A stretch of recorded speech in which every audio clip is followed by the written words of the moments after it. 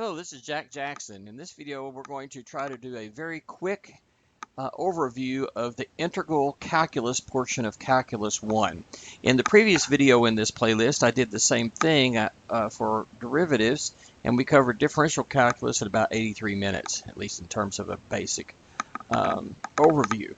So calculus is based on one single concept, the concept of a limit. And limits are applied to slopes and rates of change to get differential calculus, one of the two main branches of calculus. And limits are similarly applied to areas and accumulation to obtain integral calculus, the other main branch of calculus. These two branches are related in an inverse way through the fundamental theorem of calculus.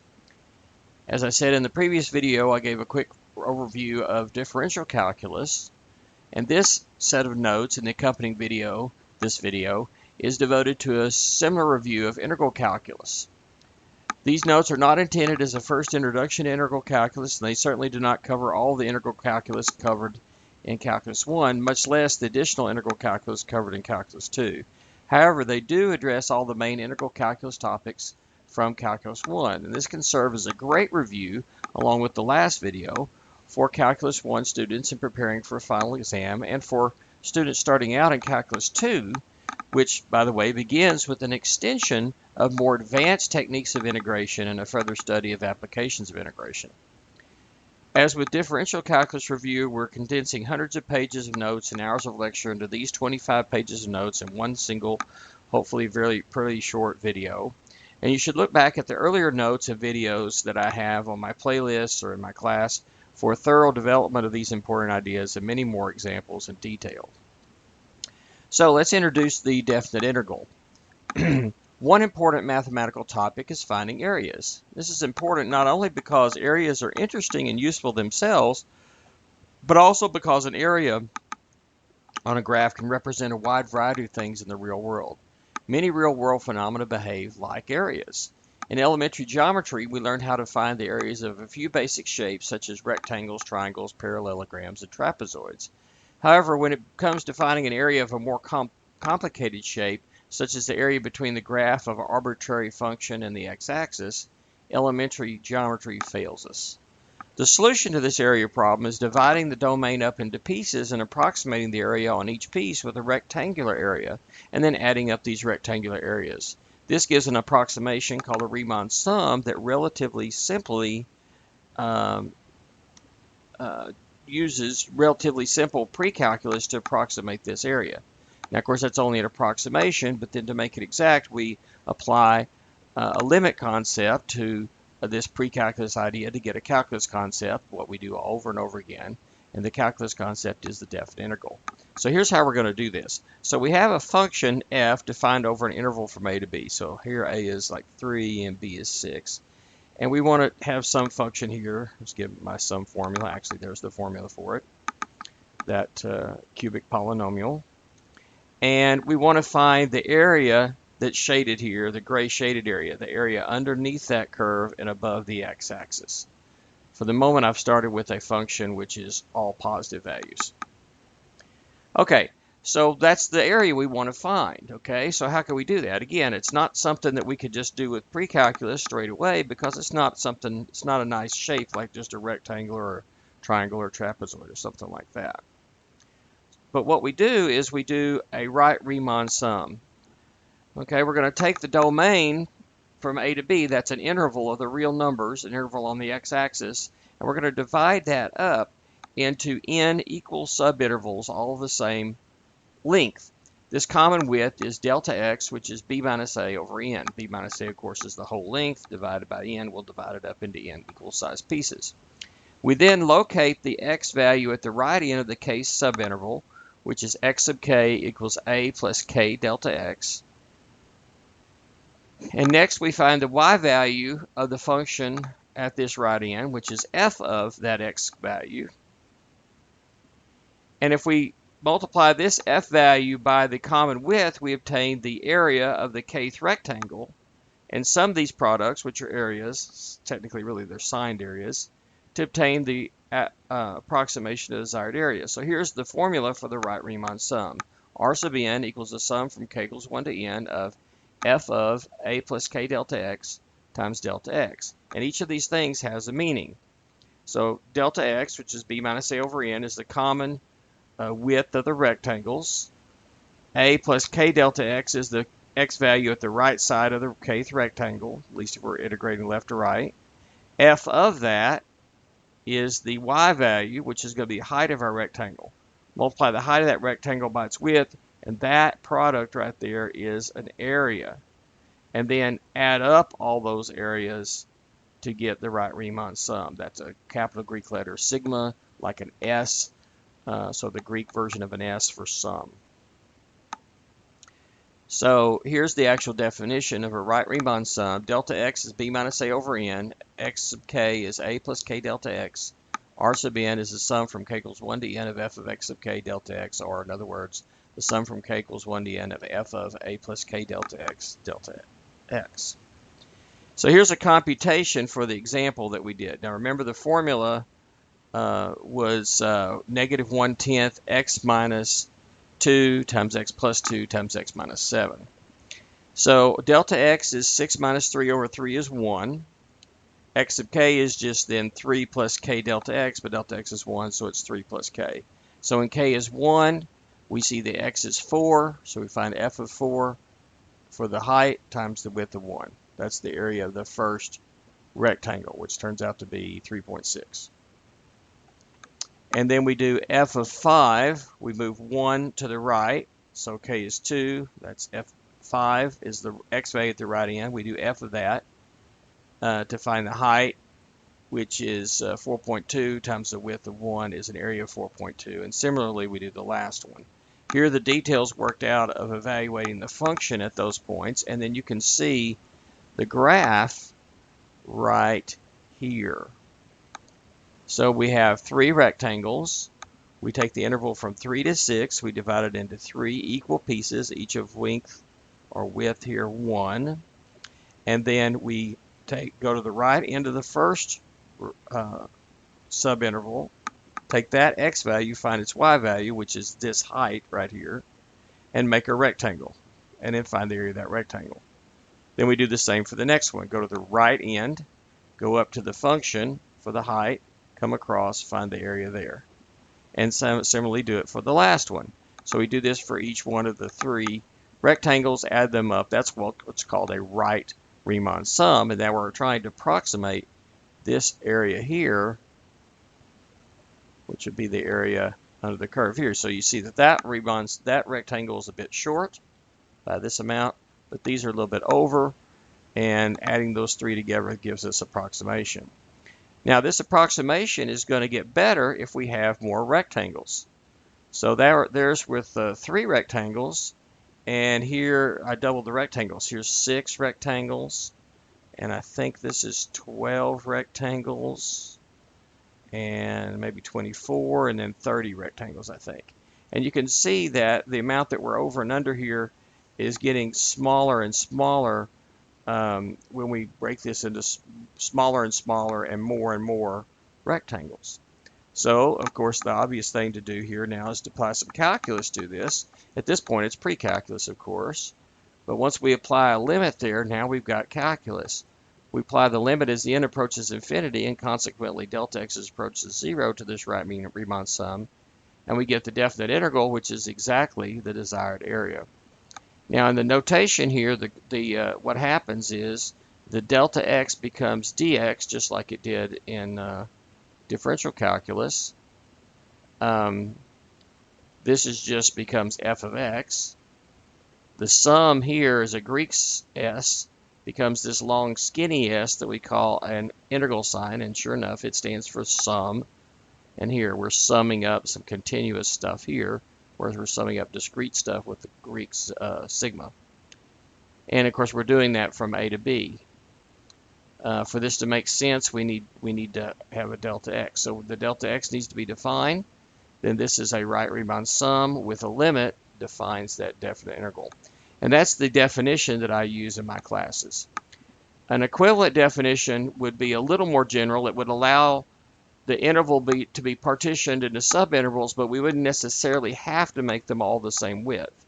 And also, we wouldn't necessarily have to always go to the right end of each interval. We might go to the left or the midpoint or just any arbitrary point within that interval to find our x, and then evaluate the f at that x sub k. We have to be a little careful when we do that when we take the limit, we want not only the number of rectangles to go to infinity, we want their widths to all go to 0. The way I've got it set up here, if you let n go to infinity, there would be minus a as a constant, that the widths are automatically going to go to 0. So that defines a definite integral. Notice once again, as always, it is a limit of a pre-calculus concept to give us the calculus concept. Now we can interpret the definite integral as actually, I've said it was an area, it's really a signed area. Areas are always positive, but the integral could turn out to be negative. One or more of the terms in the right Riemann sum could be negative. In fact, the whole thing could end up being negative. So either the Riemann sum and or the definite integral could be a negative possibility. If a is less than b, then we're integrating from left to right, and if delta x is positive. But if a is greater than b, we're integrating right to left, delta x is negative. So that could be a problem there. And furthermore, the function value, f of x sub k, could be a positive, negative, or 0 value. So the product, f of x sub k times delta x, is a number for each one of these rectangles that might be positive, negative, or 0. The absolute value of that thing is actually the area of a rectangle. So we're going to call this a signed area. So the integral then is really the net signed area between the curve, the integrand function, and the x-axis over that interval from a to b. So if we're integrating left to right, then this is the area below the curve and above the x-axis minus the area above the curve below the x-axis. In other words, areas above the x-axis contribute positively to the integral, and areas below the x-axis contribute negatively to the integral when integrating left to right. So here's an example. Here's a sine of x, and by the way, let me remind you, anytime we do anything with trig functions or inverse trig functions in calculus, we need to be in radian mode. All angles are considered to be in radians. Your calculator needs to be in radian mode for that to work out. So what does this turn out to be? Well, the integral from I guess a is -1 to b is 3. We're integrating left to right. So areas above the axis add to the integral, and ones below subtract from the integral. So this integral is the green area minus the red area. It's about approximately 1.53 in this case. Notice, even without figuring out what it is, I can definitely see that I'm going to end up with a positive answer because there's more area in green here above the axis than there is the red area below. Now, if we're integrating right to left, this is reverse. So the integral is the area above the curve and below the x-axis minus the area below the curve and above the x-axis. Areas above the x-axis then would contribute negatively, and areas below would contribute positively if you're integrating backwards.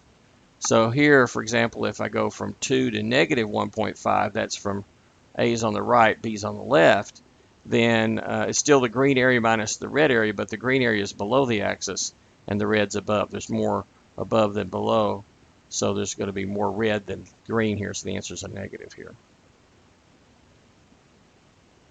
Now sometimes we want the total area. We want the total area between the curve and the x-axis over an interval. Then we integrate from left to right. Then we're integrating the sum of the green and red areas. So make sure you're integrating left to right, and then you're integrating the absolute value. So if I took this one here, I integrated from left to right from -1.5 to 2, which is what I did here. And if I integrate the absolute value of this, essentially it takes this part here, flips it over the x-axis, and everything's above the x-axis then, so it all adds up to the integral. Okay, so it would be the green area plus the red area. It's about 2.345 in this example. So we integrate left to right the absolute value of the function to get the total area between the function and the x-axis. All right, now let's talk about how we can approximate a definite integral. We've actually already talked about one way, that's to write Riemann sums, but that's only one way to approximate the definite integral. Instead of placing the x sub k at the right end of the k subinterval, we could find a Riemann sum by placing it at some other specified location. For left Riemann sums, we place x sub k at the left side of the kth subinterval instead. And the rest of the definition stays the same.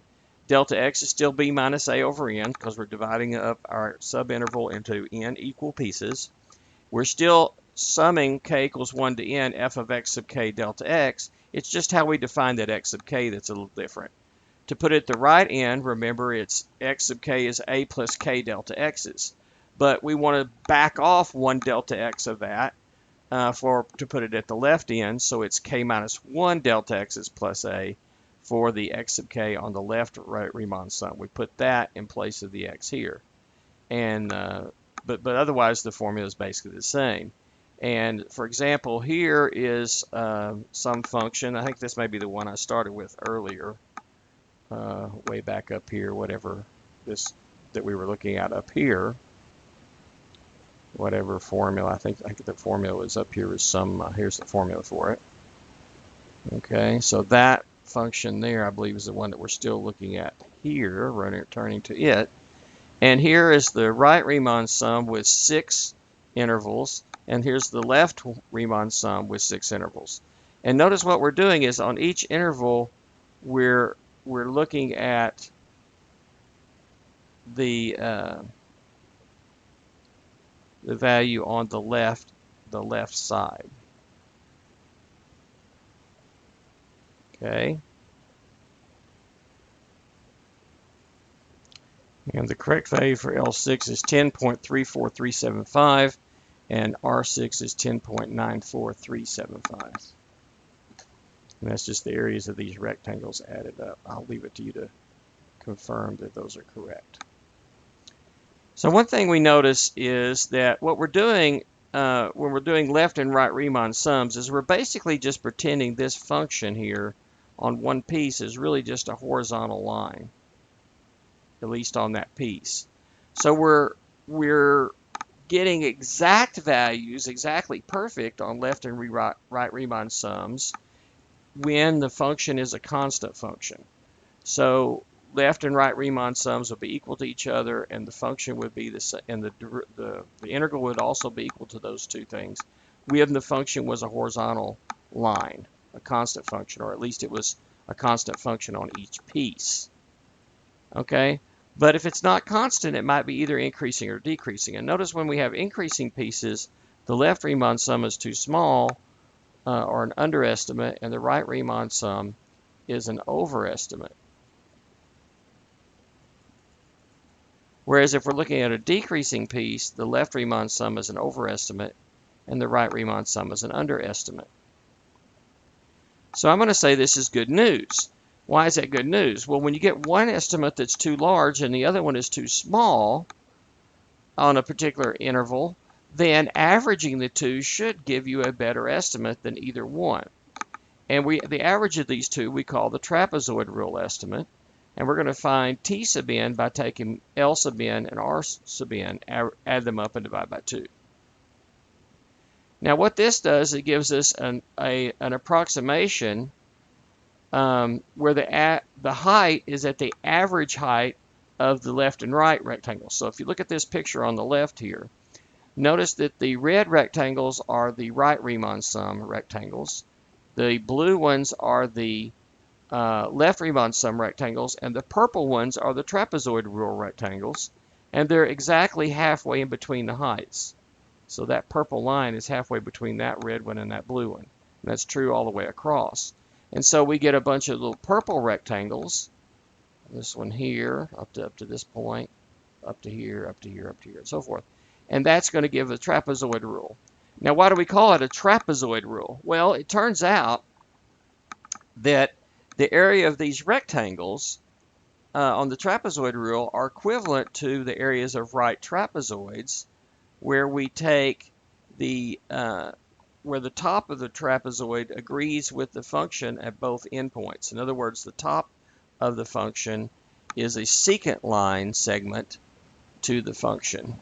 So what we're doing with the trapezoid rule really is we're approximating the function not with a constant function, but with a linear function, specifically the secant line function on each interval. Okay, here when I average those, I get, let's see, that's wrong. Let me fix that. I get 10.64375. Okay. Now, another type of Riemann sum would be to use the midpoint of each of the subintervals. So just like the right Riemann sum and the left Riemann sum, I use delta x as b minus a over n. And this time I want to find the midpoint Riemann sum, which I'll call m sub n. It's still sum from k equals 1 to n of f of x of k delta x, just like the others. But the difference is we start with a plus k delta x and we back off a half of a delta x. That'll put it at the middle of each interval. So if I use that for my delta x, which is my input for my f here, then that gives me my midpoint rule estimate. And it turns out, like the trapezoid rule estimate, we can visualize this as either the sums of rectangle areas or the sums of right trapezoids. So here on the left, you can see it as midpoints. So what we have here is we we go halfway between these x values.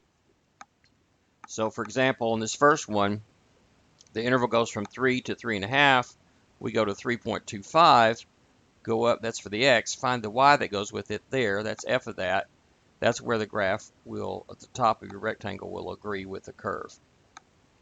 And so we just go to the midpoint each time. So at the first glance, this looks a lot more like, maybe like the left or right Riemann sums, but it's actually really more like the trapezoids, because you can also visualize this as trapezoids, but the top of the trapezoids, let's say take this one right here, for example.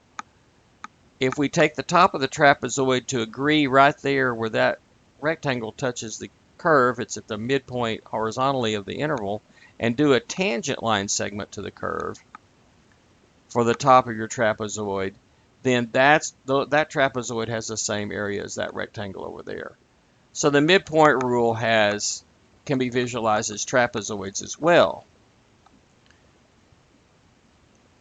So both the midpoint rule and the trapezoid rule are approximating the function with the linear function on each subinterval. Trapezoid rule uses secant line to the function on both ends of the interval, and the midpoint uses the tangent line to the function in the middle of the interval. Both are perfect estimates of the definite integral if the function is linear on each subinterval. So here I've drawn the same function, larger interval here, but I've drawn several of the trapezoids for both the midpoint rule and the trapezoid rule, the trapezoid illustration of that. And if you look closely at this, they both would be dead on if this was a linear function on each piece, perfect estimates of the integral. But of course, what the amount it deviates from linear is really sort of measures by the concavity of it, and that's going to determine how far off we are. So if you look at what happens here, when you've got a concave down piece like this, notice that the trapezoids that give you the midpoint rule are going to be above the curve, and so that's going to give you an overestimate, whereas the secant line segments for the trapezoid rule are going to give you an underestimate. And that's reversed when it's concave up. When it's concave up, the trapezoid rule is going to be an underestimate, and the midpoint rule is going to be, let's see, no, it's going to be, it's reversed, so that the trapezoid rule is an underestimate, an overestimate, and the midpoint is an underestimate. These are negatives over here, so you have to be a little careful about that. But basically, it turns out that trapezoid and midpoint rules are both perfect when we have linear. When it's concave up, the trapezoid rule will give you too large an estimate, and the midpoint will be too small, and it's reversed when the function's concave down. But again, once again, we have some good news here because an average of the two should give an even better estimate. However, this time we want to look closely at the graphs. Let's say, look at one of these right here. We see that on this piece right here, the midpoint rule is over by this little piece and this little area here, whereas the trapezoid rule is under by this area right in there. So if you look, the midpoint rule actually is better. There was no reason to believe the left or right Riemann sums were either one was better than the other, so we just did a straight old average, unweighted average to find the trapezoid rule estimate. But here we have reason to believe that the midpoint rule is better, and in fact, usually that midpoint rule is about twice as good as the trapezoid rule. In other words, it has about half as much error. And so when we average them, we're going to average it more, count it more in the average. So we're going to do it this way. We're going to take 2 times the midpoint estimate, and add the trapezoid estimate, and then divide by 3. So average 2 midpoints and 1 trapezoid to find our next estimate, which we call Simpson's rule. And Simpson's rule turns out to be equivalent to approximating the function on each subinterval, not with a constant function like left or right, or not with a linear function like trapezoid and midpoint, but rather with a quadratic function, a parabola that touches at both ends of the interval and in the midpoint of the interval, touches the curve. Okay, so it's a weighted average to find that. Now, there's a little quirk here in the numbering. The numbering on Simpson's is twice as much as the numbering on the others. So this is Simpson's 2n, uses Tn and Mn to find it. In other words, we use a weighted average of T3 and M3 to find not S3, which I think it probably should be called that, but it's S6 instead. So let's see if you can do this yourself. Approximate the integral from 0 to 6 of f of x dx with the right-left trapezoid midpoint and Simpson's estimates, given this particular x and y values from this table. Okay. Well, the first thing we might notice is that we're talking about 3 intervals. So from 0 to 6 broken into 3 intervals is 6 minus 0 is 6 divided by 3 is 2. So we're talking about intervals of size 2. So one interval goes from 0 to 2. And notice we have information about the left and right end and the midpoint of that interval. The next interval goes from 2 to 4. Again, we have information about left, right, and middle. And then from 4 to 6, we have that. Notice that if you have an odd number of data points here, then you can do Simpson's rule. Okay, so the right Riemann sum would be taking the interval, evaluating at the right end, which is the 14, plus evaluating the next one at the right end, which is 18, plus evaluating the next one at 13, and we factored out the common width of 2. 0 to 2 is 2, 2 to 4 is 2, 4 to 6 is 2, so we're factoring that out. And that works out to be 90. For the left Riemann sum, you take the first interval, evaluate at the left end is 12. Second interval, evaluate at 2 to get 14. And the next one we use 18. Add those up and multiply by the common width of 2 to get 88. Average those to get 89 for the trapezoid estimate. For the midpoint rule, we take that interval, look at the y value in the middle, which is 13. The next interval, use the y value in the middle, which is 16. The next one uses the y value at the midpoint, which is 17. Add those up, multiply by the common width of 2, we get 92. Average those so that you take two of the midpoints and one of the trapezoids, but divide by 3, and you get 91. And so 91 is our best estimate for this. Of course, we're assuming this function is maybe a continuous function, right? So Simpson's rule turns out to be an extremely powerful approximation technique. Notice that the difference quotient is to the derivative as the Riemann sum is to the definite integral. The difference quotient is a pre-calculus thing that we take a limit applied to get our definition of a derivative. The right Riemann sum is what we take for our pre-calculus concept, apply the limit to it to get our definite integral definition. The symmetric difference quotient is to the derivative as the Simpson's rule is to the definite integral. The symmetric difference quotient was our best pre-calculus method of approximating the derivative, and the Simpson's rule is our best pre-calculus method of approximating the definite integral.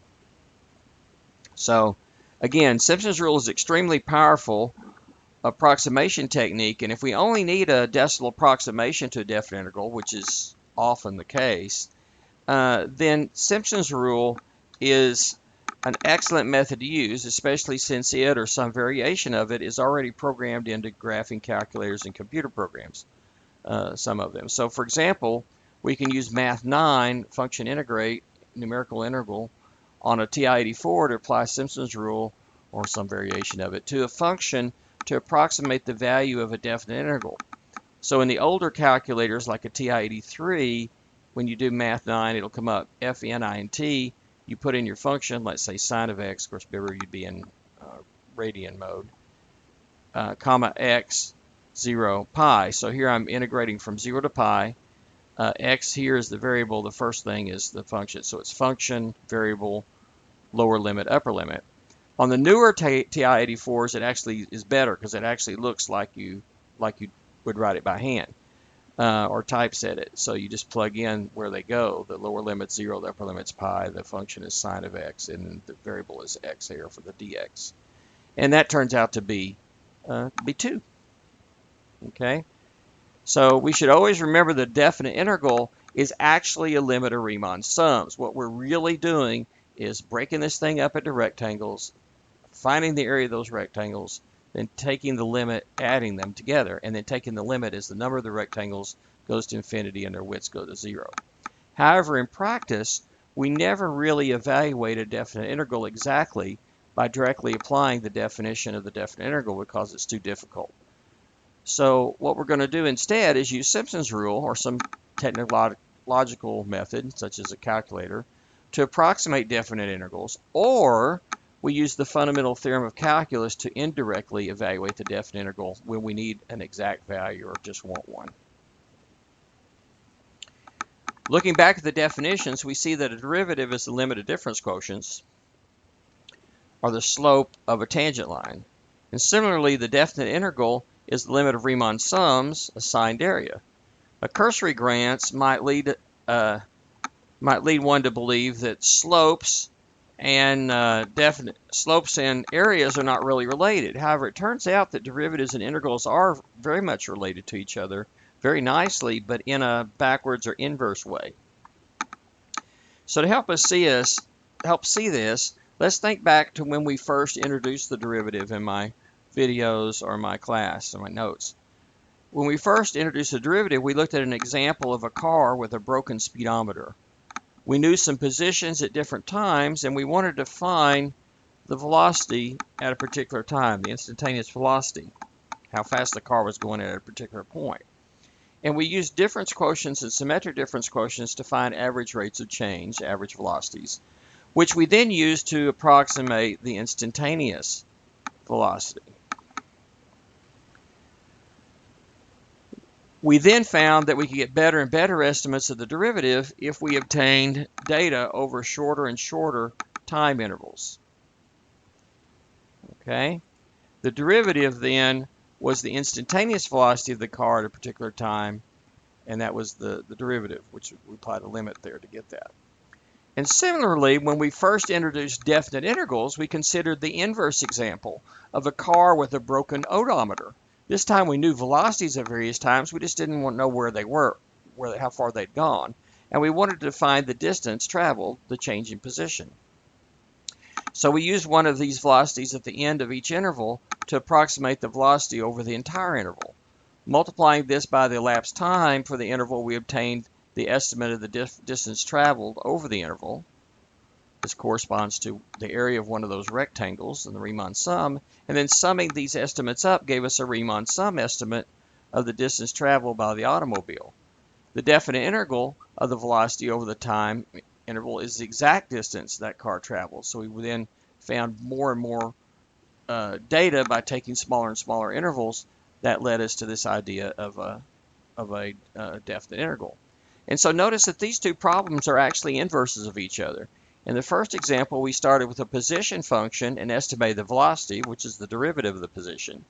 In the second example, we start with the derivative of the position, the velocity, and then we integrate to find the amount of change in the position, the amount of change in its antiderivative, or the antiderivative of what we started with. And this indicates that in some sense, derivatives and definite integrals are inverses of each other. And this relationship is made more specific in the fundamental theorem of calculus. The fundamental theorem of calculus has two main parts. So we go to f of x be a function that's continuous on the interval from a to x. And the first fundamental theorem of calculus says if we take f a function, then we do its derivative to find f prime of t, and then integrate that from a to x, that what we get is f of x minus f of a. And the second fundamental theorem of calculus says that we first start with the function, say f of t, and we integrate it from a to x, we get a function in x, and then we take the derivative of that with respect to x. We're back at where we started at f of x. And specifically, we can take that first part, and that allows us to find definite integrals exactly, find values of them. If f is any antiderivative of a continuous function g, then the integral from a to b of g of x dx is just f of b minus f of a. So what does this say? What is this saying to us? Well, it says a few important things. First, it tells us that differentiation and integration are basically inverse operations that sort of cancel each other out. We integrate, then we differentiate, we're basically back where we started. We do it in the opposite order, we're back where we started.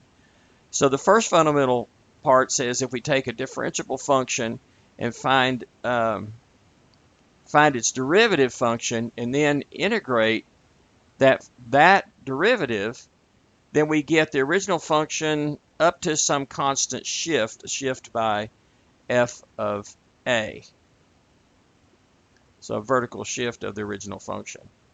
And the second fundamental theorem says if we start with the function and integrate it, okay, and then turn around and take the derivative of that, we're back where we started. This integral here is an accumulation function. If we take the derivative of that, we're back where we started. So the second fundamental theorem of calculus, the second part, says that the integral from a to x of f of t dt is a function of x whose derivative is the original function. Any function with that property is called an antiderivative of the original function, f.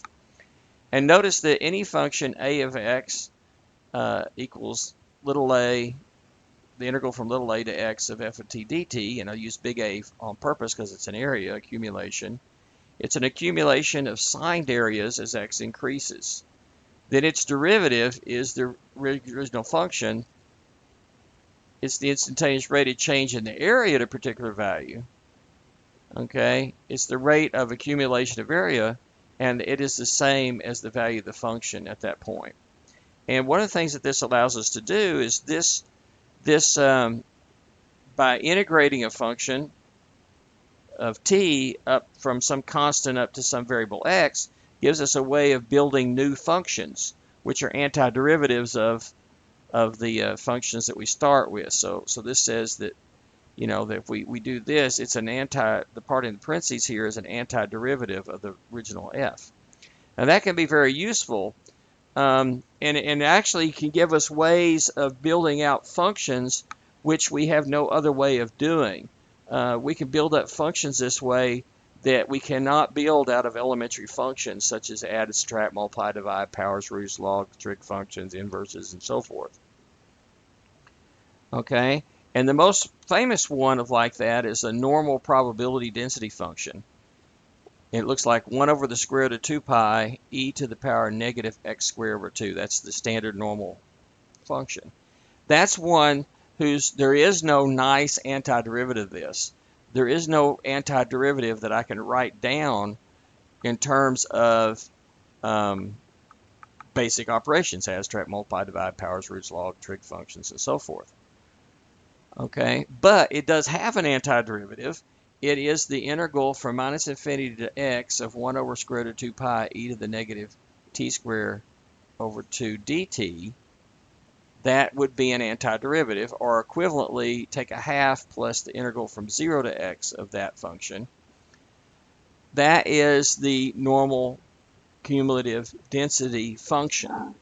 And that's really the only way you can really write it down, because we can't write it down out of normal things. But that's an extremely important function. That's a function that a big chunk of probability and statistics is based on that function. So it's there's a really good example of something where we can build this up. And of course, how will we find values of this? Well, we're going to have to use Simpson's rule. Okay. The first fundamental theorem of calculus, the first part says if we're trying to find the definite integral of a derivative of a function, rate of change, then what we get by finding the limit of the Riemann sums is the net change in the function, an antiderivative of the integrand. And this also often gives us an excellent interpretation, and it makes the application, makes it applicable in a wide variety of settings. So an example would be if the function that we're integrating is velocity, as we just talked about a minute ago, then the integral of the velocity is the change in the antiderivative being the position. So it's how far we went, the change in position.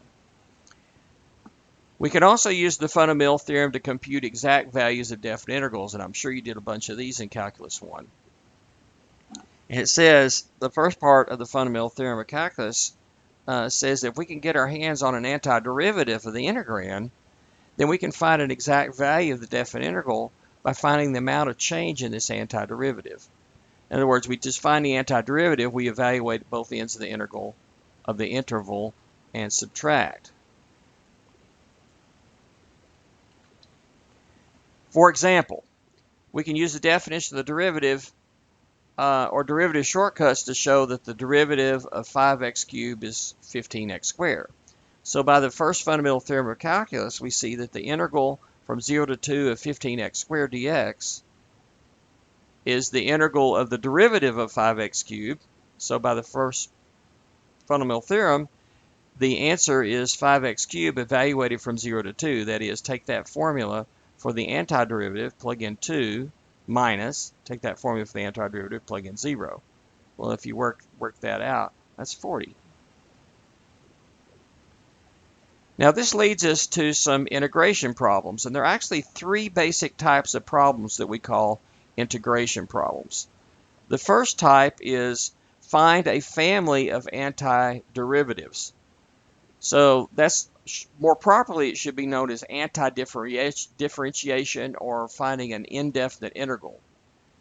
The answer to this type is a formula representing a family of functions, and when you have these, don't forget the plus c for adding an arbitrary constant when answering problems of this type.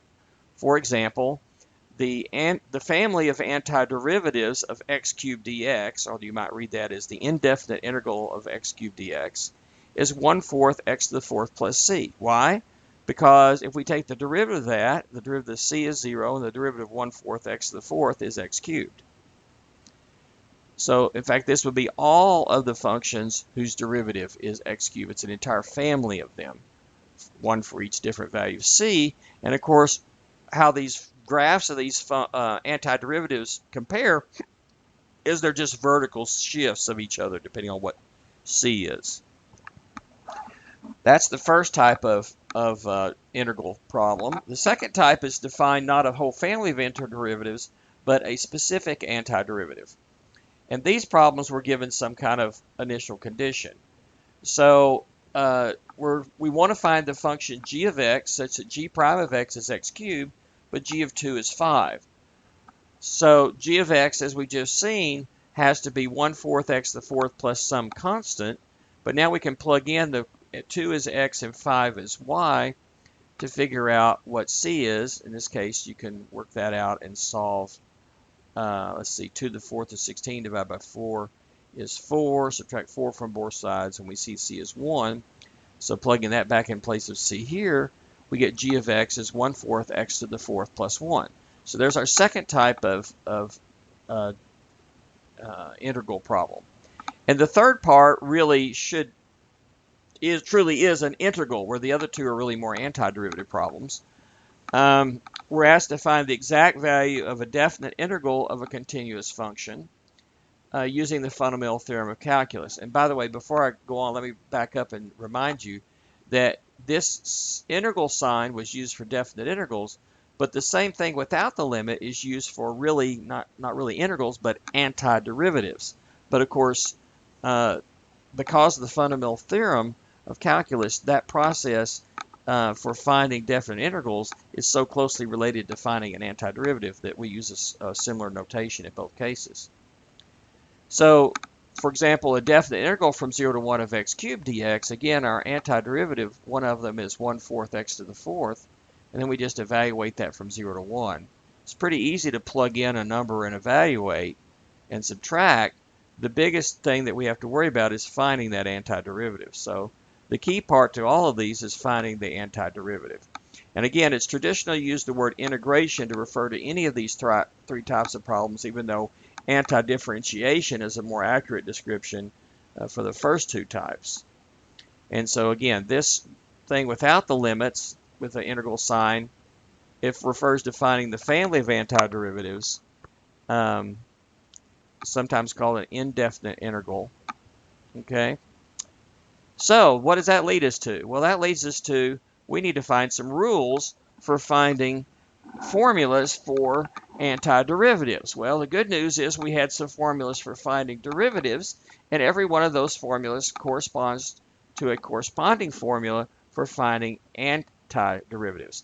And this list that I'm getting ready to go over is the list that I think you should have memorized at the end of Calculus 1, the beginning of Calculus 2, for finding antiderivatives, and hence using them to find definite integrals, or any one of the three types of integral problems.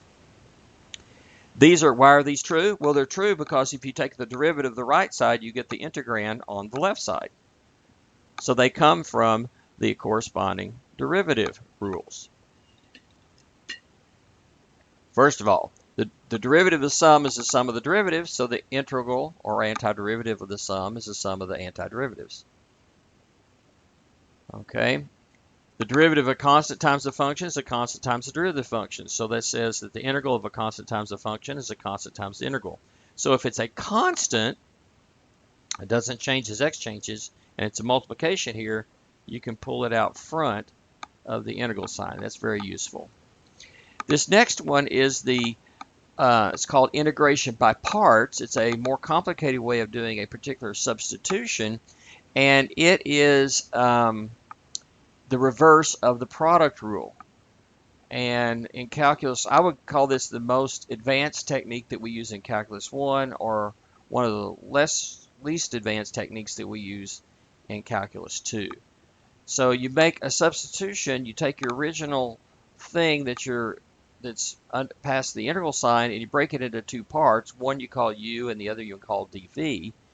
And then you can rewrite it then as uv minus the integral of v du. Of course, to do this, you have to take the dv and take an antiderivative to find the v, and take the u and take a derivative to find the du. Now, we also have some other things like power and exponential functions. The antiderivative of 0 is a constant. The antiderivative of n times dx is nx plus c. If we have u to the nth du, then what you do normally is you add 1 to the power and divide by the new power. Always have the plus c. And that works as long as n is not -1. If n is -1, we're dividing by 0 here. And n equals -1 it has a special rule there. U to the -1, we take an antiderivative. It's the log of the natural log of the absolute value of u plus c. Or in other words, the antiderivative of 1 over u is log of absolute value of u plus c. The antiderivative of b to the u du is the original b to the u times 1 over the natural log of b. And a special example of that is the antiderivative of e to the u is e to the u plus c. Over here, when we talk about trigonometric functions, the antiderivative of sine of u is minus cosine of u plus c. The antiderivative of cosine u is sine of u plus c. The antiderivative of secant square u du is tangent of u plus c. The family of antiderivatives of cosecant square of u du is minus cotangent of u plus c. The antiderivative of secant u times tangent u du is secant of u plus c, and the antiderivative of cosecant u times cotangent of u du is minus cosecant of u plus c. And why do any of these work? Because the derivative of the right side is the integrand here on the left. For example, the derivative of secant u is secant u times tangent u. This one's a little harder to see directly, but it turns out that the integral of secant u is the logarithm of the absolute value of secant of u plus tangent of u plus c, and you could verify that by taking the derivative of the right and seeing that you get secant of u. Hyperbolic functions, the antiderivative of sinh u is cos u plus c, antiderivative of cos u is sin u plus c. And then we have some inverse trig functions that we can find some things. There's a technique that we'll study in Calculus 2 called trig substitution, which is another way to get these formulas, but there maybe this worth memorizing here. And if we take a positive number a, where a is a constant, then we have the antiderivative of 1 over a squared plus u squared du is 1 over a times the arctangent of u over a plus c. The antiderivative of 1 over the square root of a squared minus u squared du is arcsine of u over a plus c. The antiderivative of 1 over the absolute value of u times the square root of u squared minus a squared du is 1 over a times the arcsecant of u over a plus c. And the antiderivative of 1 over u squared minus a squared du is 1 over 2a, the natural log of u minus a over u plus c. And then it's a good exercise on these last 5 here just to take the derivative of the right and see that you do come out with what's over here for the integrand on the left. So if you've got these memorized, and you should memorize them, then you can work a lot of basic problems like this. Now, another thing that works for derivatives is the chain rule, also could be known as the composition rule or substitution rule. And the way you reverse that is with the technique called substitution. And we'll put this into place in a few examples. So let's do a couple of examples here. Okay. So we're looking for a family of antiderivatives of 3x squared minus 4 squared root of x plus 1 over x plus 4. The trick here is to do a little algebra first and rewrite this as a sum of power functions. So you could rewrite the integrand as 3x squared minus 4x to the 1/2 plus x to the -1 plus 4. Now we can use our power rule. Power goes up to 3 here. Multiply by the reciprocal of the new power. 1/3 times the 3 is 1 for the coefficient. Here we have 1/2 times negative, let's see, we're going antiderivative. Go up 1 first.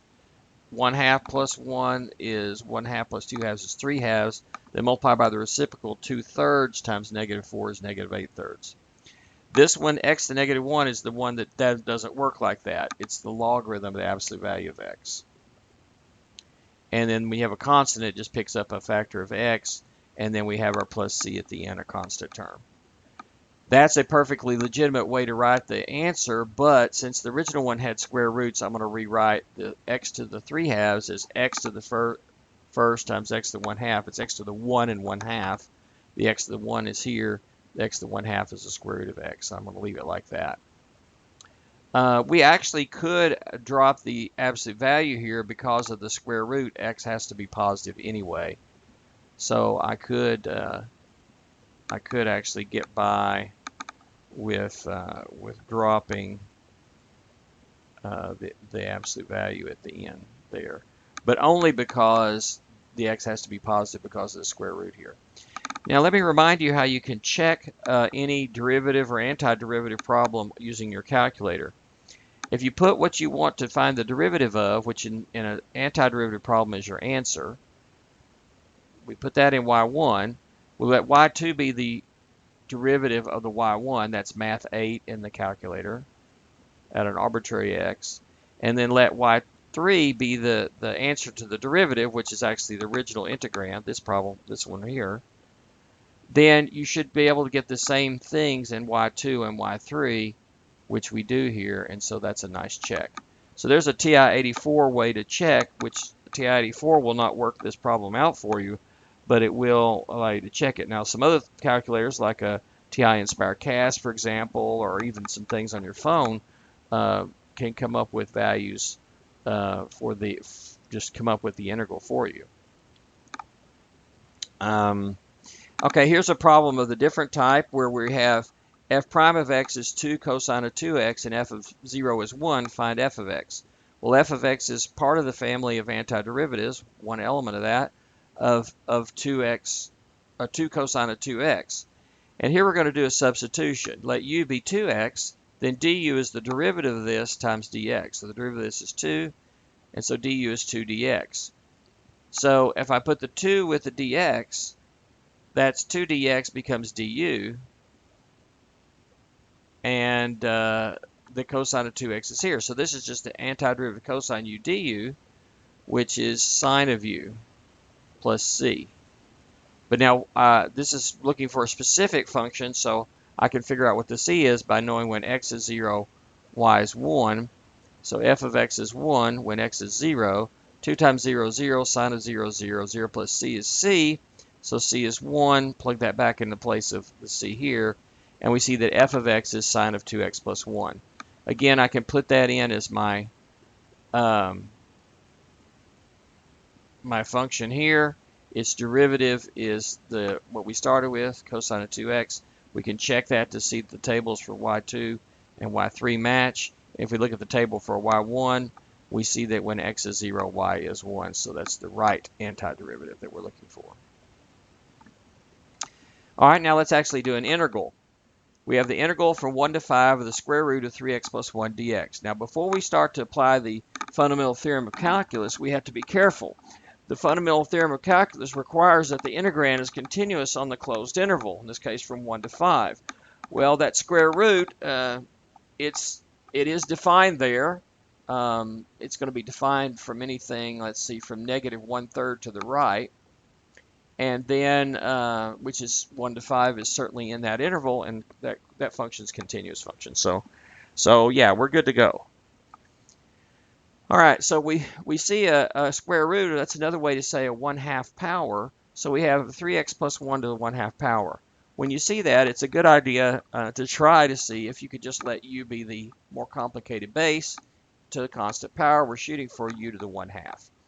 So if u is 3x plus 1, du is then 3 dx. If I put a 3 and the dx together, that becomes du. So that's sucked up together to become du, just like the 3x plus 1 is kind of condensed down to become the u. I can put a 3 here as long as I put a 1/3 here, and the constant multiple rule says we can bring that 1/3 out front. So even though we didn't have the 3 that we wanted, that's no problem. As long as we balance it with the 1/3 out front, we're good to go. So now we have the integral of u to the 1/2 du times 1/3. Now if you left this 1 and 5, you would be wrong, because 1 and 5 would indicate u values. These are not u values, they're x values. So there's sort of two options at this point. You can leave it 1 and 5, but then write in x equals 1 and x equals 5. You get to the end, you're going to switch back to x's, and then you can evaluate. Or you can use the method I use here. Change these to the actual u values. When x is 1, we look at up here and plug in, and we see that u is 4. And when x is 5, we see that u is 16. So this is the integral from 4 to 16. And these are actually u values. So now when I do an antiderivative, I go up 1 for the power, that's u to the 3/2, multiplied by the reciprocal of 2/3. 2/3 times 1/3 is 2/9. And now I don't have to switch back to x's. I can just substitute the 4 and the 16 in place of the u. So put the 16 in place of u minus put the 4 into place of u. Let's see if we can work these things out. 16 to the 1/2 power, or the square root of 16 is 4. 4 to the 3rd power is 64. 4 to the 1/2 power is 2. To the 3rd power is 8. 64 minus 8 is 56. 56 times 2/9 is 112/9, or 12.4 with the 4 repeating. Notice our calculator actually works this one out very nicely for us. If we just integrate it from 1 to 5, square root of 3x plus 1 dx using the built-in integral on the TI-84, which is essentially Simpson's rule, we do get the correct decimal approximation. It even changes it to a fraction for us if we want. Okay, here's another one. Find the integral or family of antiderivatives of tangent of 6x dx. The trick here is you want to change tangent into sines and cosines. So tangent of x is sine of 6x over cosine of 6x. Let u be the one at the bottom, the cosine of 6x. du then is minus sine of 6x times derivative of 6x is minus 6, and then the dx. We have the sine of 6x to put with the dx. We put a negative 6 here. If we put a negative 1/6 out front, that cancels. So if you distribute the negative 1/6 back inside, bring it back inside and simplify that, you get tangent 6x. So that's legit. So this becomes 1 over u, and this becomes, all this in the parentheses back here, becomes du. Oh, that's just the log of the absolute value of u. So the answer is negative 1/6 log of absolute value of u plus c. We have to plug back into x's, though. We can't leave it in u's. So u is 6x. So it's one way to write it is negative 1/6 log of the absolute value of 6x plus c. We absolutely need to keep the absolute value because the cosine of 6x is negative sometimes. There is another way that I usually write this one. The negative 1 can be brought inside the logarithm, in which case it becomes a power.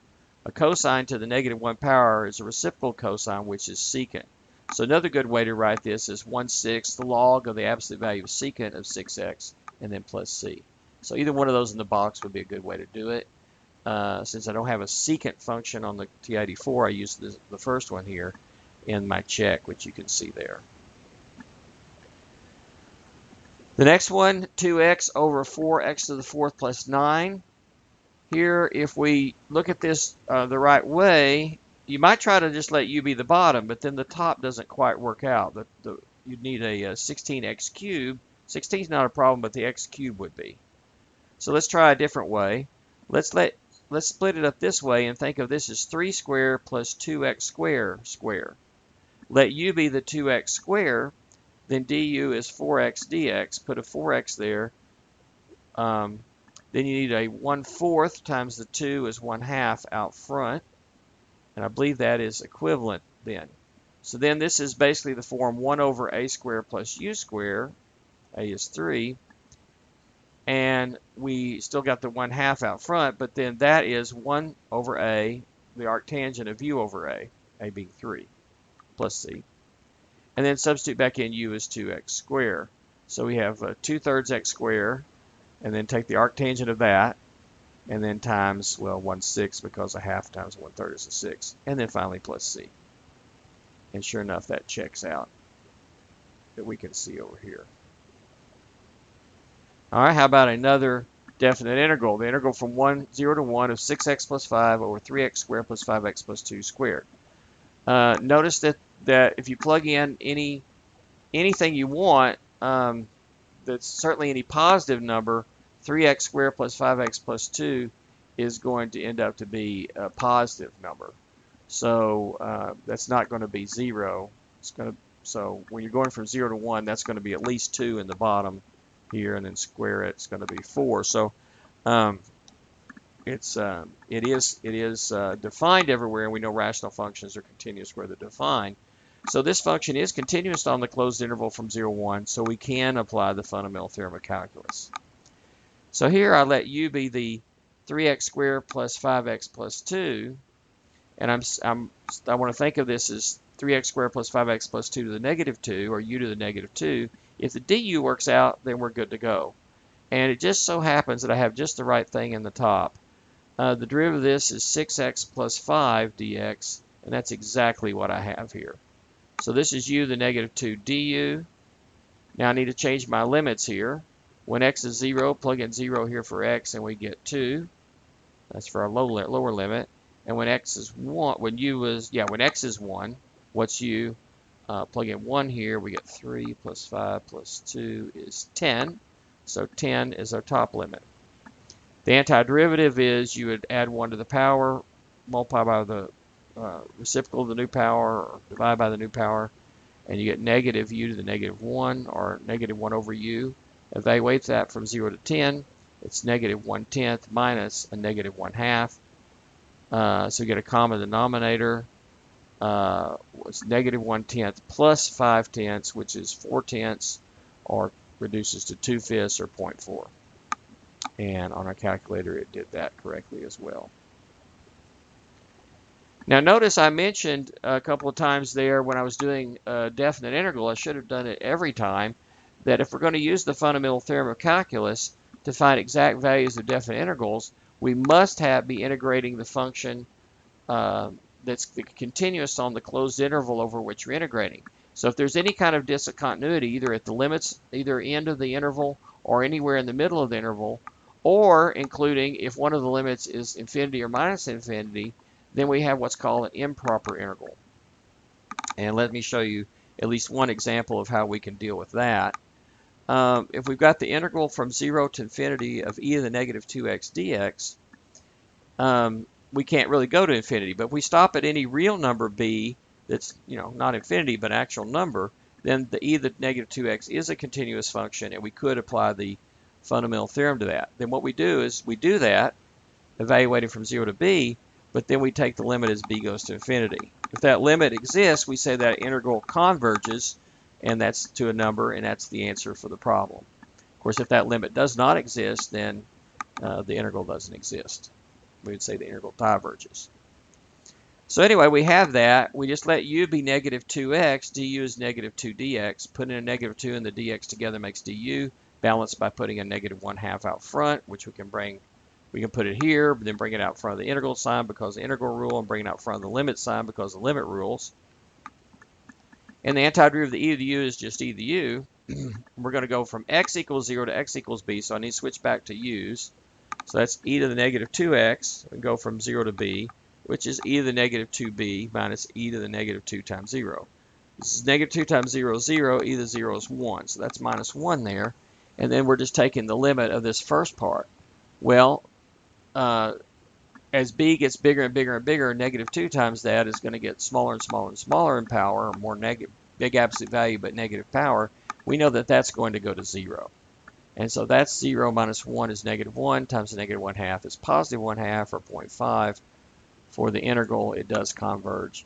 Now, I can't put in infinity in my calculator here, but if I put in 100, you see that it works out. I also tried it with 1,000,000, and it did not work out correctly. So there are some limits to your calculator's ability. All right, so we're going to do a lot more of these kinds of things, more complicated integrals and finding antiderivatives in the beginning of Calculus 2, but we have at least some basic ones that we can do in Calculus 1. Actually, turns out that finding derivatives is pretty straightforward. After Calculus 1, you should be able to find the derivative of anything, given enough time and patience, right? But finding antiderivatives is a lot more subtle. We've already talked about some that you can't even find the antiderivative at all, even though they're relatively easy-looking functions. But we also, even the ones that do have antiderivatives, there's a little more of an art to it, a little more of a technique. So we'll do some more advanced techniques for finding those in Calculus 2. But the basic ones like this you should be able to do in Calculus 1. Now, another thing that's going to be useful is finding antiderivatives and integrals and using them in real-world problems. That's one of the most important things. I mean, most people take calculus as a tool. It's certainly a great intellectual exercise, and it's very, very useful in and of itself just for that, just because it's fun, But most people really, they want to use it because of the applications. And we're going to actually reserve looking at most of the applications of integration for Calculus 2, but I typically cover a few basic applications in Survey of Calculus and Calculus 1. In particular, Survey of Calculus is used for business majors a lot, so we do some economics applications of calculus in there, and I do those same ones in Calculus 1 and a few other ones. So let's look at just a few examples that we've done in Calculus 1. One is finding the area between two curves. So suppose we want to take y equals the square root of x and y equals x squared, which are graphed here, and find the area that's enclosed by the two. So that's this green area right here. The first thing you want to do is find out where they cross, and it's pretty easy to see them here. You set them equal to each other, and you're solving the equation square root of x equals x squared. You can work through that algebraically, but it's pretty quickly you can find out and see they cross at 0, 0, and 1, 1. And we want to find that area. Well, basically, if you want to think of it, you can break this up into little rectangle pieces like Riemann sums. And this one here, this is a typical rectangular teeny rectangular strip. If you can see this little strip right here, its width is, well, delta x, but when we take the limit, it'll become dx. And then it has some height, which is given by the y value on the top curve minus the y value on the bottom curve. So ultimately, what we end up doing is integrating top curve minus bottom curve across there from, in this case, from 0 to 1. That's x to the 1/2. And so that's pretty easy. It goes up 1 to the 3/2, multiplied by the reciprocal of that power, which is 2/3. X squared, add 1 to the power, becomes 3, multiplied by the reciprocal is 1/3. And evaluate that from 0 to 1, so you plug in the 1 minus plug in the 0. Of course, you always get parentheses minus parentheses. First parentheses is that function, evaluate the top number, minus second parentheses, evaluate the bottom. And let's see, 1 to any power is 1, so this is just 2/3 minus 1/3, and these are both 0. So that's 1/3, or 0.3, repeated. And notice we could extend this technique to find the area between any two curves. If f and g are integrable functions on an interval a to b, the total area between the two graphs from a to b is the integral from a to b of the absolute value of f of x minus g of x dx. The absolute value just makes sure that we're dealing with a positive area there. And if you do that, you don't have to really worry about which one's on top, which one's on bottom. Okay, another example we might look at is an object in motion. I mean, certainly physics examples like this one are very much at the heart of calculus, and so we could look at this. So, for example, let's take an object moving along a straight line. Let's call it a p value, a position on that number line, and that the velocity of that object is v of t equals negative t times t minus 1, or in other words, t minus t squared, and that is the where t is time, v is velocity. And let's suppose the object starts at time 0 at p of 0, which is 2. So one thing we might find is what's called the net displacement from time 0 to 2, and then maybe even find out where the object is at time equals 2. So we're going to look at that. Here's a graph of the function right here, and the net displacement is really going to be the green area minus the red area, which is exactly what the integral gives you. Okay, remember the position is an antiderivative of the velocity, and the integral then of the velocity is the change in that antiderivative p. So this is a nice application of this. So again, it's not too hard to do. The power goes up by 1, divide by the new powers here and here. Evaluate from 0 to 2. You plug in 2's here, then 0. The zeros give you 0. 2 squared is 4, divided by 2 is 2. 2 cubed is 8, times negative 1/3 is negative 8/3. That's 6/3 minus 8/3 is negative 2/3, or negative 0.6 repeating. So this says that we are going to end up 2/3 of a unit to the left, or to the negative direction from where it started. And so if p started at 2, you're going to get 2/3 subtracted from that. You're going to end up at, let's see, well, 2 is that's not right. 2 is let's see, 6/3 minus 2/3 is 4/3 at time t at t equals 2. Okay. You can also find the net distance. The net distance traveled by the object from 0 to 2 is, it ends up 4/3 of a unit. No, it ends up 2/3 of a unit from where it started. This way, we're not saying which direction here, but just how far from the starting point are we?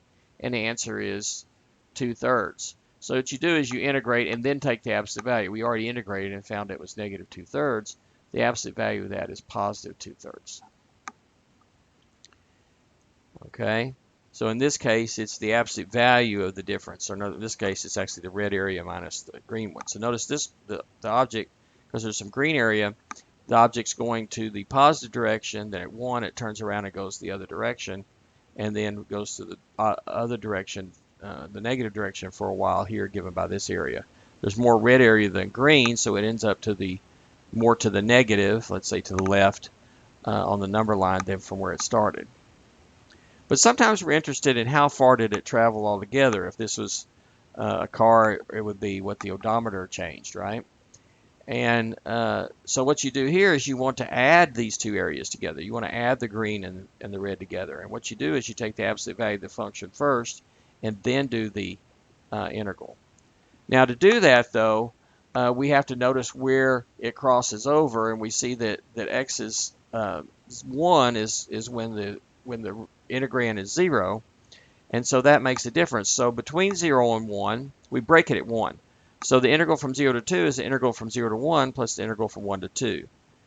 From 0 to 1, this t minus t squared is positive, so we can just drop the absolute value.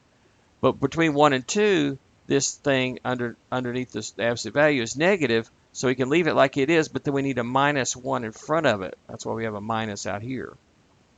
Now the antiderivative is the same both times, but we evaluate from 0 to 1 on one and 1 to 2 on the other. There's a subtraction here. So this one's, you know, parentheses minus parentheses, and so is this one, but then we have a minus here. So here we put in 1, here we put in 0, minus outside here, then we put in 2, and then 1. Watch all the parentheses there.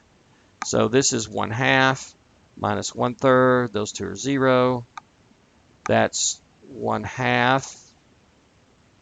No, that's 2. 2 squared is 4 times 1/2 is 2. And the minus out front, well, I'm just going to leave it there. This is 8/3 negative there. This, I'm going to distribute this minus, make it minus 1/2, and then plus 1/3. But then this minus is going to distribute some more. So I'm going to get a common denominator 6 here, and this is 3/6 minus 2/6. Okay, is 1/6. That's the green area. And then here we get this, get a common denominator 6. 2 is 12/6. 8/3 is 16/6 negative. 3/6 and 2/6. Get the signs right, add those up. 5/6 is the red area. Add those together to get 6/6, which is just 1. So when we're looking down here at our picture, it's going to be 1 when you add these two areas together. That's 5/6 here and 1/6 there for a total of 1. The position function is actually an antiderivative, a specific one, and so we know that antiderivatives, all of them, are 1/2 t squared minus 1/3 t squared t cubed, plus c for some constant c. And we know when we plug in 0 for t, we get 2 for the output. That gives us c is 2. And so what we see in the box here, 1/2 t squared minus 1/3 t cubed plus 2 is in fact the position function. And we can plug in t equals whatever we want there to evaluate where we are at any particular time. Another basic application is to think of as average value. So here's an example. The population of a region is growing at a rate of 3% per year. Notice I didn't say exponential rate or continuous rate, so that's a periodic rate. Its population is now 3,500. What is its average population over the next 10 years? If you want to find the average value of a function, you integrate it over the interval, but then you multiply that by 1 over the length of the interval. So that's 1 over b minus a is 1/10 times that interval. 3,500 times the 1/10 out front is 350, and then we're integrating this. So here's our this part right here, our integrand, is our population function as a function of time. It's our initial amount, 1 plus the rate, percentage rate, to the t power. So if you look at this, what we're doing is each time we're multiplying by 1.04 each year. We keep our 100% of what we started, plus we add 4%. And that would be multiplying by 1.04. So anyway, we do an antiderivative. Antiderivative of an exponential is the original function divided by the logarithm of the base, which is a constant. I brought it out here. Go from 0 to 10. Something to the 0 power is 1 there. And so there's an exact value. Of course, we don't want that. We want a decimal approximation. Here it is to as many decimal places as my calculator would go. To the nearest person, that's 4,286. However, if we assume that the original population was at least to the 3 digits, significant digits, and the rate was, well, the 1.04, that should be 4% per year, sorry, to match that. Then that is 3 significant digits for the base, and we should probably round off the 3 significant digits. So it's about 4,390 individuals over the next 10 years is the average. Now the way you can visualize that is here's our function, whatever it was, 3,500 times 1.04 to the t, and the area under that is here. And if we draw a rectangle with the same area and the same base, then the y value on that will be the average value. Okay, so whatever we came up with here, that is the y value there. And if you draw that, then what's saying is that this green area that's sticking out above that horizontal line here is the same as the unshaded area, or the lightly shaded area here, I guess, that's below the horizontal line but above the curve. So the over and under balance out when you have it drawn at the average value. And this is using this idea is one way we can approximate an integral from a graph. So here is the integral from 0 to 4 of f of x. Here's our domain is going from 0 to 4. What's that integral going to be? Well, it's going to be, you know, this area up here minus this area down here. And there's a couple ways we can do it. The first method I'm going to do is right here. I'm going to draw Riemann sums. I'm going to draw out the rectangles. But rather than trying to always hit for the midpoint or the left or the right or whatever, I'm going to try to draw the average value. And these are actually drawn correctly at the average value. So what I want is to draw it so that this part over and this part under balance on each one. So we're trying to balance the two areas. You do have to look at areas and estimate here, but you can usually get pretty close like this. Then what you do is, now of course we pick some way to divide it up. I use the darker grid lines to go with this, and so that I got a constant width of 1/2. So I can just add up the y values, the signed heights of these rectangles. I can then factor out the common width, so I can add up the heights or the y values and then multiply once by the width at the end. And that's what I did right here. So here I'm estimating the y values on these here. I have to sort of draw it in the right place, then where these balance, then estimate the y value. I know this is 1/2. So I work this out and I get about 0.53. Another way that may be even better actually is to use Simpson's rule. So we need to basically make us a table where we have an odd number of things in our table, the first one being the left endpoint, the last one being the right endpoint, and the other one's divided up evenly. So here, once again, I try to go by halves up in the table. And if I look at that, it can make me 1, 2, 3, 4, 5, 6, 7, 8, 9 points. And so you need 3 of them to make one interval in Simpson's rule where we know the left, or right, and the middle of that interval. So there's one interval, second interval, third interval, and fourth interval. So that'll be left 4, right 4, trapezoid 4, midpoint 4, and Simpson's 8 to approximate this. So then where did I get these y values? Well, I just looked at the graph. And these I'm taking these, like here I just take 0.5 and I tried to find the y value there, which to me looked about -2.8. You have to look at your scale, of course. And I did this for all the way across. And you can go back and, you know, maybe I'll pause on that a little bit if you want to look at that, or if you just want to look at it up here, you can pause on that. Okay, let's zoom back in a little bit. Okay, well anyway, now it's pretty simple for, we did one of these earlier. Left, we take the first interval, which has a width of 1, so we factor that out and add up the heights. There's a negative 2.8, negative 1.8 for the next interval 0, and the next interval 2. Similarly for the right, we're adding up the 1.8, negative, the 0, the 2, and the 3.6, multiplied by the 1. That's negative 2.6 and 3.8 for the left and right. Similarly for the midpoint, we go in the middle. Negative 2.4,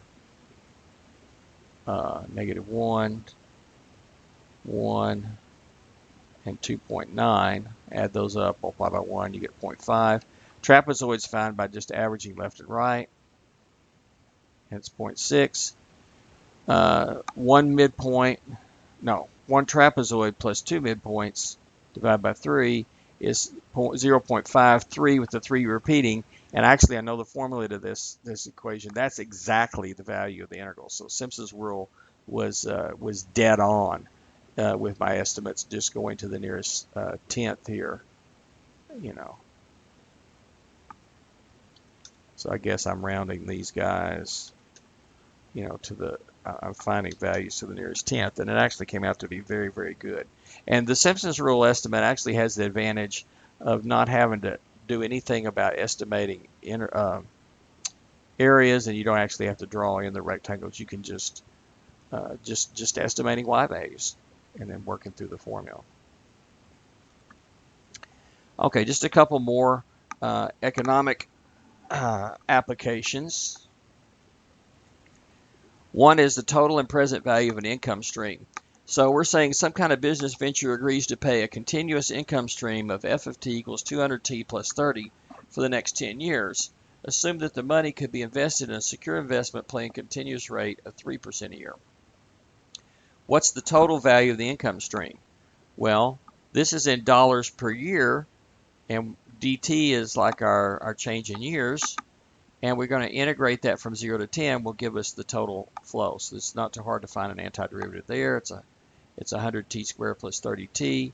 Evaluate from 0 to 10. Plug in the 10 and 0. 0 gives you 0. 10 gives me, well, that. And so the answer is $10,300. What's the present value? Well, the present value of the income stream is assuming that you took the money and you immediately invested it at 3% compounded continuously, and then at the end of the 10 years cashed it in. That would be the future value. The present value is how much would it be worth today if you took the same amount of money today and invested it for 10 years compounded continuously. What value today would turn up to end up being the same as the investing the other way? And the way you do that is you take your flow rate and you multiply by e to the negative interest rate times t, well, that's a continuous rate of interest. And then that gives it there. And I just did it on a calculator this time. This one, to work out an antiderivative, we need integration by parts, which I do cover in Cal 1, but we'll cover again in Calculus 2. But for here, since we only need a decimal answer, I just went ahead and worked that out, and apparently have the wrong number typed in. Let me double check that. So it turns out both answers were actually wrong a little bit. I changed this problem around a bit as I was writing it in. So this is actually 200x plus 30, and then e to the negative power 0.03x, and then dx.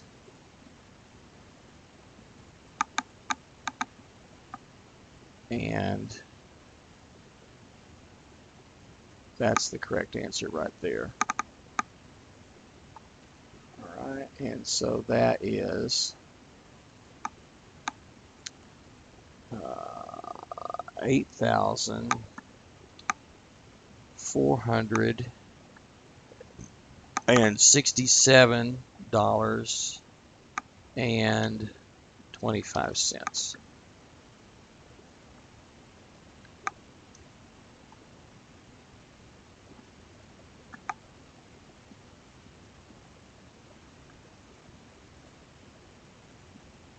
All right, there we go. All right, let's look at one more example. This is dealing with what's called consumer surplus and producer surplus, and it has to do with supply and demand. So let's suppose we have the two functions P equals 160 plus 6Q plus Q squared, and P equals 300 minus 4Q minus Q squared that represent the supply and demand functions. So we're going to graph these and see which is which. So we just graph them on a calculator, or here I use GeoGebra, and we graph them. We know the supply curve is always going to be increasing because it represents the suppliers or producers' willingness to supply the items. So as the unit price goes up, more dollars per item, you're going to have more items supplied by the producer. And so that's going to be a increasing function. Okay. And the one that's increasing was the this one right here, the 160 plus whatever. Okay, and then the other one is the decreasing function. That's the demand function, and it's going to supply it's describing the consumer or customers' willingness collectively to buy the product, and as the unit price goes up, they're going to buy less of the product. So that's a decreasing function. Okay, if they're left alone in a market equilibrium point, or left alone in a free market economy, the price will settle down to that equilibrium point. And the way I've set this up is the vertical axis is the unit price, it'd be like dollars per item, and the horizontal axis is the number of items. This is the first quadrant only graph in the context of the problem. So it settles down here. Notice the areas are actually dollars here, because this is dollars per item times items is dollars. So the green rectangle represents the amount of money that's actually exchanged when the price settles to the market equilibrium. And I multiply those together. Now I actually did this on my calculator and do a calc intersect here. I might store these as P and Q. Q and P, I guess I should say. This is Q and P. And multiply Q and P to get this. So to make sure the rounding works out correctly. Now, so I think we did all of that. Now, we have to do something called the consumer surplus. Now, the amount of money changed hands was this green rectangle. If everybody would pay every bit that they're willing to pay, some people would be paying more. These people would pay less, so they don't even get one. But the people that got an item, some of them would be willing to pay more.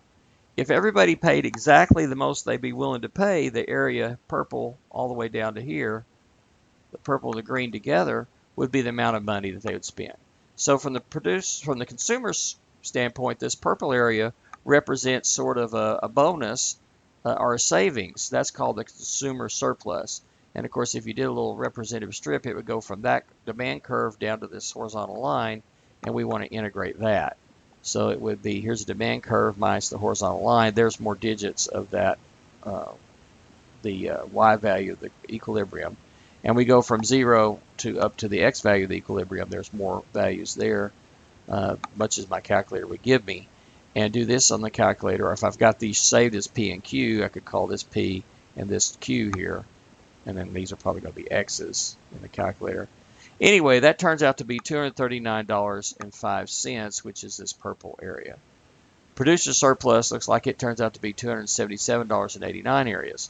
Now, it's the bargain from the standpoint of the suppliers. The producers or suppliers, some of them would have been willing to sell for less, but they get a better price. So as far as they're concerned, this is their bonus, is this little darker area right here. And then it's going to be this Q value, this P value right here, this top, that horizontal line, minus the curve, and then integrate that. And so there's your producer's surplus right there. Turns out to be $277.89. Here I used the calculator to basically compute everything, even though I could have found antiderivatives relatively easy here. I could have solved for the equilibrium by doing quadratic formula, but calculator solution is just as good for what we need here. Probability is another basic application of integration that's very useful. let's suppose that the probability density function is given by, for continuous distribution, is given by PDF of x equals 0.2 e to the negative 0.2 x dx. This is actually called an exponential distribution. Verify that it's a legitimate probability density function. Well, basically you need a couple of things. You need that the y values are always positive. E to any value is positive times a positive number is always positive, or zero. It's actually never even zero. It's positive. And then this one is only going to be defined to be this for positive values. For negative values, it's actually defined to be zero. Technically, it's a piecewise defined function. And for it to be a legitimate PDF, you integrate over from minus infinity to infinity, and it's 1. But you're integrating 0 from negative infinity up to 0. That's 0. So the only thing that really counts is where this formula applies from 0 to infinity. And that's an improper integral. So you replace the infinity by b, and then take the limit as b goes to infinity. That function is continuous now on that closed interval, going to b. You let u be negative 0.2x, put a negative 0.2 and well, it already had the 0.2, so you just put a negative and a minus out front to balance. So it's e to the u du, which is e to the u, the minus is there. Evaluate from 0 to b, and then take the limit. So the b here and 0 here, e that 0 power is 1. Those two minuses make a plus 1. And then we take the limit of this first part. That's going to go to 0, and it's 1. So that's the second condition. So the first condition is the PDF has to be only positive values or 0. And when you do the area between it and the x-axis, it has to be 1, 100% of the probability, because areas under the PDF are probabilities. So to find the probability that x is between 2 and 5, we're finding the area under that curve from 2 to 5, which is just integrating it. Once again, same antiderivative, this time evaluate from 2 to 5. Exactly, it works out to be e to the negative 0.4 minus e to the negative 1, or approximately 30.5%. The mean of the distribution, also called the expected value of x, or the average, the center of it in a way, is found by integrating it from all the x's that matter, in this case 0 to infinity, but you integrate x times that function. Now I could have done this one out by using integration by parts, but I also just did it on the calculator here, and I went to 1,000. I couldn't go all the way up to infinity, but actually that's the correct answer no matter what. It's when you do it all the way, taking the limit as x goes to infinity, and if you found an antiderivative using integration by parts, this does work out right. It's 5. The cumulative density function, CDF of x, which gives you the probability up to that, from, in this case, from 0 up to that x value, is the integral from 0 to x of that function. I've changed the variable to t here. Again, same old antiderivative. When you go from 0 to x, the 0 part here is 1, so it's a positive 1, and it's minus e to the 0.2x. Okay, there we go. We've gotten through a bunch of review of integral calculus. So what's next? Well, in the last video we went over some differential calculus, and this one we're going over some integral calculus. So hopefully that refresh your memory from earlier. If there are things that were fuzzy, you need to go back and check on them. If it's something that your teacher did not go over, or maybe went over but you didn't really master, you may want to do some more practice on that. So if you're in my Calculus 1 class studying for the final, the next step would be maybe go back to, well, in either class, or Cal 1, Cal 2, or Cal 3 reviewing, the next thing might be go on and look at the ends of the units. In my notes, I have some review problems, and then followed by solutions. So the next thing would be to try some of those yourself, and then check them against them. If you're not in my class, you may not have access to those files, but they're in the next set of videos. They were also at the ends, videos at the ends of each of the units. But in this playlist, the very next video goes into starting the process of introducing those review problems and then going over them. So there are lots of review problems coming up in this same playlist. And my suggestion is the first video will introduce the problems, stop that, try to work them yourself, and then go on to the subsequent videos to look at the solutions, and that's repeated for each of the units in Calculus 1. At that point, you should be pretty well reviewed, and then you can go back to the other videos and notes for specific things that give you some more problems. So that's a good thing. If you're in Cal 1, then what I would say is then go back to your unit exams and use those to study for your final. Once you've done that, you should be in good shape for your final exam. If you're in Calculus 2, for example, I'm going to give you some review homework over Calculus 1 in the first week of class for you to do, and that would be the next step for you as well. All right, so Cal 2, then we're going to be extending this by going over more advanced techniques for finding antiderivatives and calculating definite integrals, but you need some of this basics first. So there we go. It's about 100 minutes. We covered calculus, the integral part of calculus. Hope you liked it. Bye-bye.